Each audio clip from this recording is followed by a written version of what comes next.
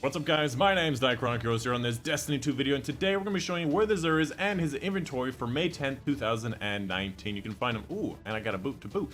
You can find him in his regular location in the tower. He spawns in the tower whenever he's supposed to be spawning in any DLC maps, so he has to spawn here, so everybody can use him. But just make your way over here into the hangar. In the top left section of the hangar, you can find him in his regular location. So there's a couple of special things I wanted to mention before getting into it. First of all, I actually did not complete my Invitation of the Nine from last week. They did do an update last Tuesday for update 2.2.2 where they made it so it is possible to get Vex kills anywhere, or for at the very least, it is possible to complete the tower Invitation of the Nine. So I'm actually behind by one invitation because I forgot to do it since last Tuesday, but if you did do it, you should see the new one here. Let me know in the comments down below what are the requirements for the strike and the different samples, because I do believe next week will be the last Invitation of the Nine ever. So if you're looking for the final bit of lore, the final bit of just story, it will be very soon.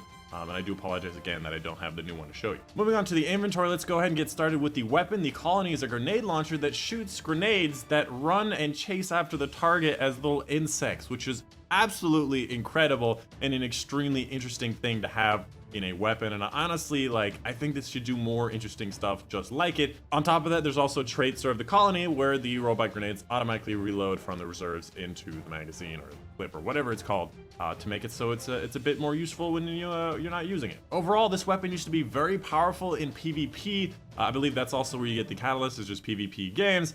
But it kind of has fallen from grace. It's not the powerhouse that it used to be, and a lot of people do know how to avoid it now.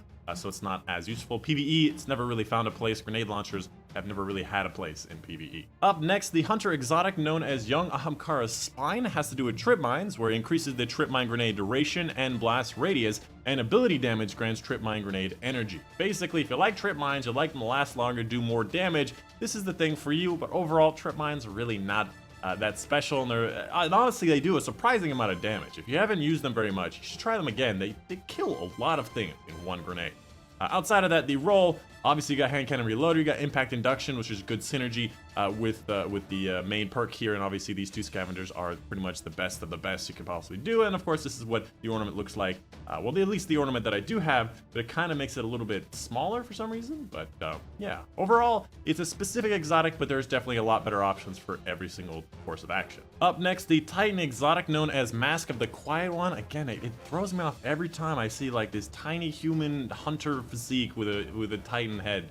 It's weird armor on it, but basically I find this one to be a very highly underrated exotic. It actually got changed a few months ago with that rebuff of all the different exotics. Basically, you grant ability energy when you're damaged, and when critically wounded, regain maximum health on kills. So basically, it's like One-Eyed Mask, but you also get ability energy. I realize you don't get an overshield, but it's instant. You get maximum health on kills.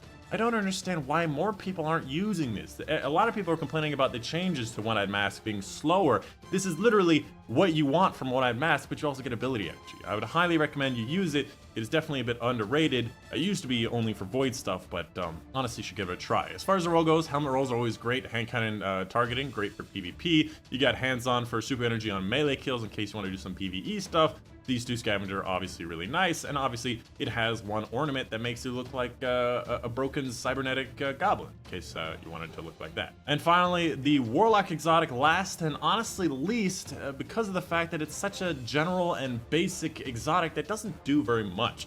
What it does is it highlights priority targets, which basically means people you've damaged, I believe, and improves the regeneration speed of your grenade, melee, and rift energy. Now that sounds great, right? The improved regeneration is like 5%. It's really nothing to gawk at, and there's so many better options for warlocks. For the void classes, you can have Dychronic. For the fire classes, you can have a plethora of different things, including sun bracers and anything you want that would help you in a specific aspect. You got the crown for the art class or geomags. You got so many more options. You got Phoenix Protocol, Lunafaction. There's so many better exotics to use.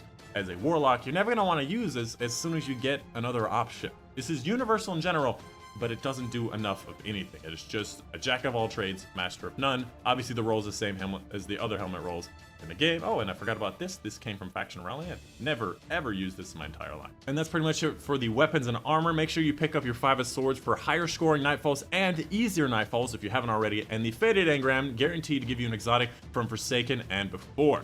And that is pretty much it. That is the video for guys today. I'm gonna hitch a ride on this transport ship right here. It's known as the Caution 102, but yeah.